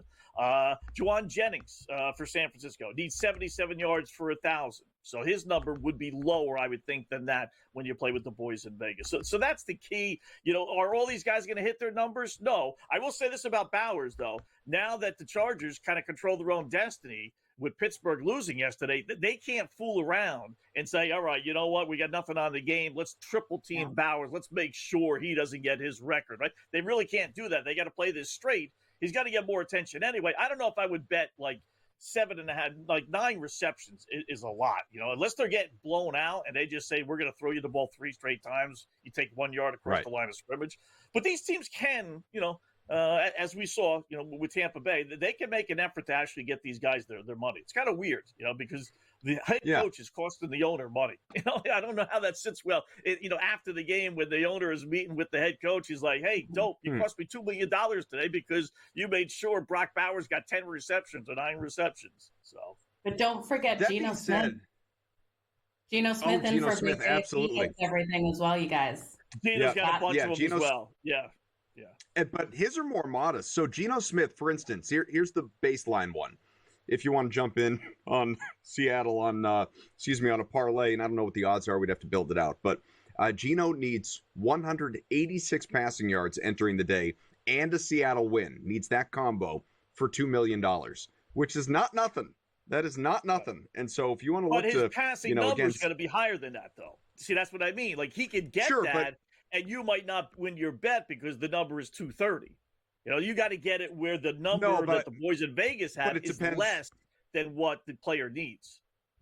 Ideally. No, but if there's an alt available, and there isn't, this is because the books are smart enough. Like I just pulled up FanDuel right here, looking at Seattle. The lowest alt you can go to on Geno Smith is 250, because obviously the books believe like this is what the people wanted. Like earlier today, and this was different book to book.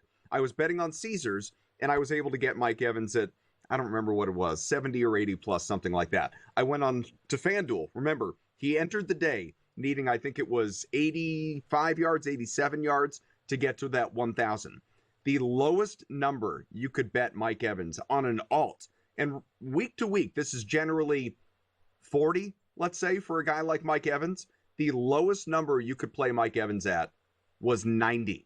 It was actually over the number, which is insane. It's insane. In fact, and I don't think there are really any cases that you could do this, currently anyway, that still exist. But I actually went under on Mike Evans today just with his base prop because the line was so big. The prop line on Mike Evans today. You know what it finished at? What did he finish at? 90, something like that? I'll give you one guess. One guess. What do you think he finished today? Knowing that the line, 88. Knowing that the line was 90. 89. No, but the line wasn't. That's what I'm saying. The line wasn't 90. That was an alt. The line, the actual regular, minus 110, whatever line for Mike Evans was over 100. It was like 101 and a half. So I went under. I was like, sure, could he get there? Of course. But 101 and a half for Mike Evans? Like, what are we doing here? So I bet the under on that. And, tried to thread a needle, which fortunately doesn't always work out. But fortunately, in this particular case, it did. But this was clearly the books just trying to take advantage of the bettors who all wanted to go over on Mike Evans, figuring, all right, well, you all believe he's getting 90 plus. Let's see if you all believe he's getting 100 plus, and just keep on betting. You know what I mean? Yeah. It's funny. Even the lowest one that was 90, you wouldn't have won. And you're right. The whole world's betting over on him.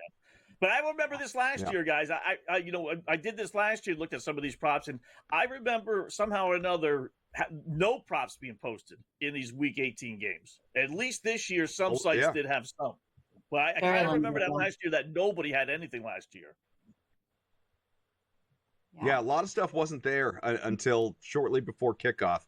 Some games you couldn't even do. Like I wanted to do an alt spread in the Patriots-Bills game as part of a parlay I was building. It was not available. You couldn't do it, which is just kind of nuts. Week 18 is a totally different animal, as we're all kind of experiencing together.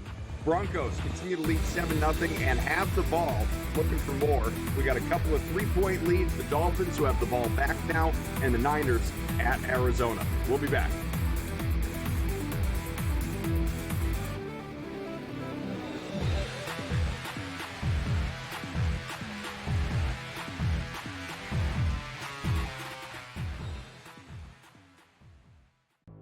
We'll be right back. It's time for a Sports Grid 2-minute drill. Time now to play a little buy or sell.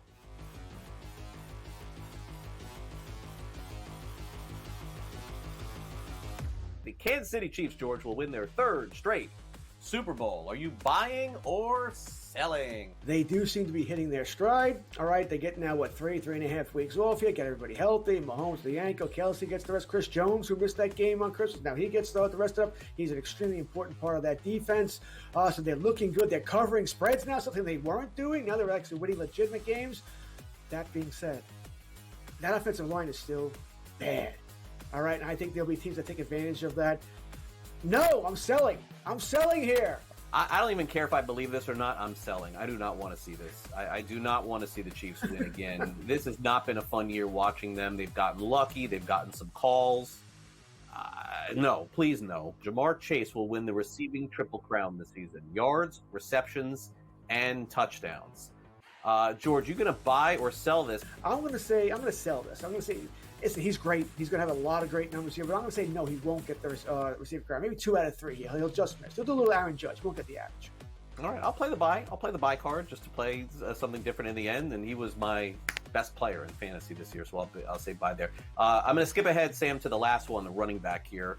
Bucky Irving, who's been fantastic for Tampa Bay, will be a top 8 running back in drafts next season. Is this buy or sell? Assuming everybody comes back, Godwin, Evans, Mayfield, I see no reason why they wouldn't. I'm going to buy this, Craig. I'm going to buy. I think Bucky Irving is going to be that guy. It's a heavy passing offense, lots of touchdowns. Buy. Fantasy Sports Today, your weekend source for year-round fantasy insights. 8 a.m. to 11 a.m.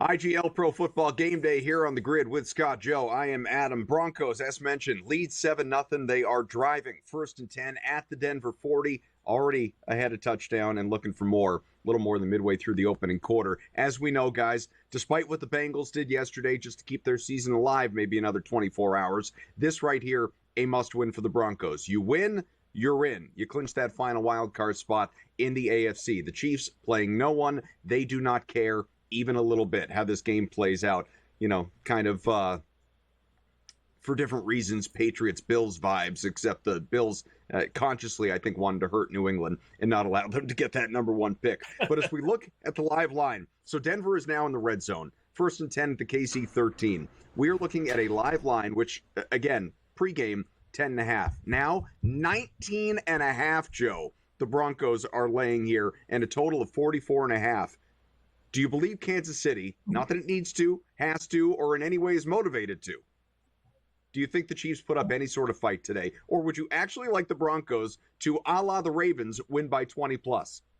You know what? I really can't see them winning by 20 plus, Adam. I think at some point in this game, you've got players like Carson Wentz. Carson Wentz wants to not come out and put up a dud, right? Like he wants to show that he has something out there on the field. So he's kind of a wild card out here, as well as those players stepping up for this team. They have something to prove out there on the field. So while I think Denver gets a win, while I think Denver could cover that original number or come really close to it, I don't think they're going to win this by 20 points. So I definitely would be looking at some point to jump back in on KC, maybe in the second half when Denver comes back out of the locker room thinking that they've got this one in the bag. You look at Bo Nix, he's been fantastic to start. 7 of 7 for 115 yards, 1 touchdown. Now we did see him rush for 5 yards on 3 carries. So He has been using his legs a little bit. Cortland Sutton really getting in this game. 2 receptions already for 57 yards, and Marvin Mims, 1 reception for 32. He was able to get that touchdown. So we're seeing great stuff out of the Denver Broncos. We knew we'd get this as Cortland Sutton just got that touchdown at him. So this is going to be a day you don't want to jump on KC till later, I don't think, Scott. Make it 21.5 now, Scott. Yeah, I wouldn't touch them. I will say this about the Browns: they ended up not covering, but they were competitive the whole way. They really, except for that last touchdown, right, a fluke little touchdown that Derrick Henry ran off. Otherwise, they would have covered the number. But I just don't see that at Kansas City. I mean, I can't lay 21.5, against the Chiefs, so I can't take them. Where I would go is I'd go the under 46.5. It takes 2 to tango to get to 47. And if you're not expecting a whole lot of Kansas City's offense, and I'm not, unless Denver really puts 40 on the board, I would go under 46.5, 30-10, 33-7, 33-10, something like that. I mean, what have we been saying every single week with Kansas City, right? They're nearly losing all these games, and the great Patrick Mahomes, and I said it truly, comes out of the Saviors with Superman cape. Well, he's not there today. So if Kansas City is barely winning games with Patrick Mahomes, what does that mean that they're like without him? So I wouldn't, like I said, I'm not laying 21.5, but I wouldn't take it. But I don't think Kansas City scores more than 10 points today. Poor Carson Wentz. I mean, he's stuck with nobody out there. So under 46.5 would be the play for me. Yeah, he's throwing at guys like me out there. I mean, that's not going to get you anywhere if you're Carson Wentz today. Seattle's in the red zone, 2nd and goal at the LA4 against, again, a Rams team that is not playing Stafford or Kupp or Nakua or Williams, any of these guys. It's Jimmy Garoppolo, who honestly I had kind of forgotten was even still in the league until it was announced that he was starting this game. He's out there with a bunch of nobodies for the Rams today, and there shouldn't be any doubt as to whether Seattle wins this game. It's no surprise that this line continued to climb. I saw 7.5 at one point. Much earlier, it was all the way down in the mid threes. Climbed 4.5, 5.5, 6.5, 7.5. I think it closed, and yet people were still investing in the Rams. I don't completely understand the motivation in a game that, again, Seattle and Geno Smith is, never mind just pride, is financially interested in winning this game. We have a touchdown Seahawks as Geno is 4 for 4 for 55 yards and might be even better actually once this touchdown is officially updated as far as the box score. But they are in. The Seahawks are in. 44 yards now for Noah Fant as well on a couple of catches. DK Metcalf, who needs 61 today to get himself to 1,000 on the year, as Scott mentioned earlier. He's at 1 for 11. We're being told Jake Bobo with the touchdown for Seattle. Still waiting on all the stats, but I can tell you either way, Seahawks have gone up a score. So how do we now feel? Sort of similar to that Broncos game. Now we're looking at the Rams at plus 12.5, Scott. Do you think there's any fight out of this team that has nothing to play for today and knows it's going to the playoffs? Boy, this falls back into more or less a preseason exhibition game, right, for the Rams, right? Mm-hmm. So who's one of the worst preseason exhibition game head coaches in the NFL? Boy, wonder who's sitting on the Rams sidelines. So, again, it's kind of like with Kansas City. I mean, do I really want to lay 12.5 with a road team who's also playing for nothing, by the way? It's not like Seattle's playing for anything either. I can't do it. But this one I would go over. 40.5, a little different. Like, I don't expect anything out of Kansas City's offense. I think we'll get something out of the Rams. Jimmy G kind of wants to show a little something here, as much as Carson Wentz does. But at least that number's low enough. And there's always incentives for Seattle to be throwing a football with DK and they getting all their props and everything else. So I'm not going to lay 12.5. Give me the over 40.5, though, guys. Yeah, I'm with you on that one. I like the over 40.5 as well. I'm expecting some points in this game. And points did not come for the LA Chargers. They drove down the field. Cameron Dicker came out for that field goal, and it was a hard miss, you guys. So that total's dropped to 34.5. Low total between these two, but I just don't know what we're going to get now out of the Chargers because they should have scored on that drive. That should have been an easy touchdown for them against this Raiders defense. Ultimately, I think it goes over that 34.5, but I don't want to lay juice on it, Adam. So we have scoring in just about every game. Nothing doing in that Chargers-Raiders game that Joe mentioned, but 3-0 Dolphins, 3-0 Niners, 7-0 Seahawks, and 14-0 Broncos on top right now as everything coming into focus. Remember, some of these matchups will determine NFL playoff seeding and, just in terms of the order, but also who is in terms of Denver, or could it fall to Miami or even Cincinnati? Not looking like it.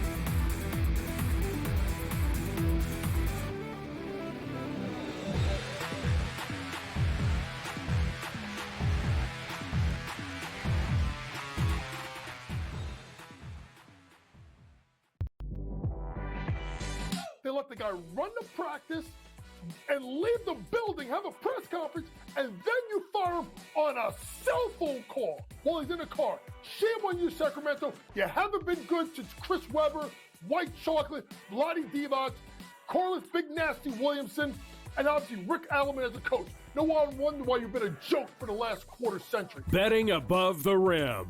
Only on Sports Grid. Two guys that can do it all. Too much electricity this morning. This is a good time. We're having a lot of fun. I had to do a triple take. Ka-ching! Why? Because of parity. I didn't mean to offend. Yeah, it's not going to happen. Load management is a dirty word. Let him rip. You know what?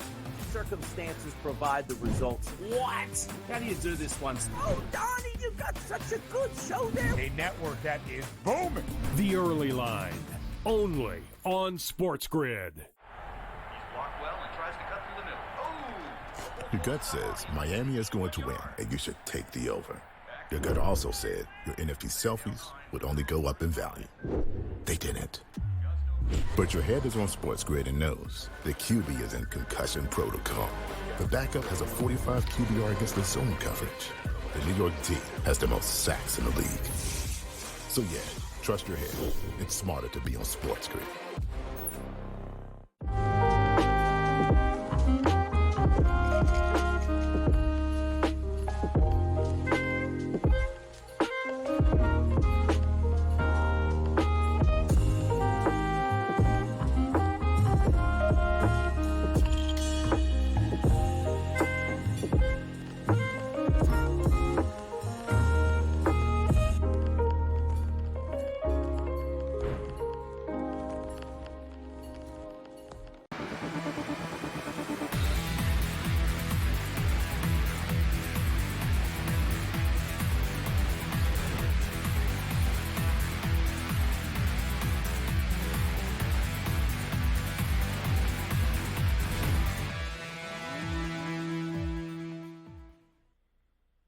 All right, we are back with you again. The Broncos just getting the ball back now. They're already up 14-0, laying 21.5. It's the opening quarter, less than 3 minutes to play. Total of 44.5 at Mile High against the Chiefs, with, remember, just a bunch of preseason scrubs going in that one for Kansas City. Denver will start on its own 11, so has some good distance in front. Rams are 4th and 1 midfield, so probably a punt. Again, no reason to be aggressive unless they're just playing around. Seattle leading that game 7-0, about 4 minutes to go in the opening quarter. The Niners up 3-0. The Cardinals with the ball and in Arizona territory, 3 minutes to go first quarter. Chargers, Raiders scoreless. Raiders are at the LA 22, so perhaps a field goal on the way here for Las Vegas. And the Dolphins back with the ball again, leading 3-0 at the Jets, and already just not the kind of game Aaron Rodgers was probably looking for in what could be his NFL farewell. He is 3 of 6 for only 15 yards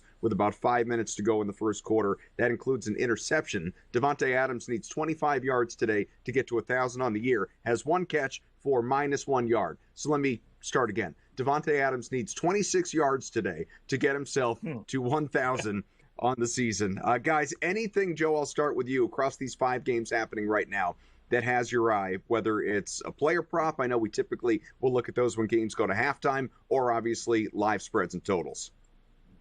You know what? We haven't seen much of a movement. The Raiders just put that field goal on the board, and the Chargers still a 6.5-point favorite. They were after they missed that field goal as well. So I wouldn't touch that game. We have seen the total. tick up by 2 points. I would stay off of that. I do think at the end of the day, we're going to have some points between the 49ers and the Cardinals. Now the line just did lock up. The 49ers leading this one 3-0. I think with Joshua Dobbs out here, we're going to see the Niners put some points on the board. Kyler Murray, I think he'll be semi-interested in this game at home for the last game of the season. So I would look at this one over 37.5. You're getting that at minus 106 to the over. But otherwise, I'm liking how these games are sitting. You look at Kansas City versus Denver, and I don't want to invest in Kansas City, even at plus 21.5 at this point in the game.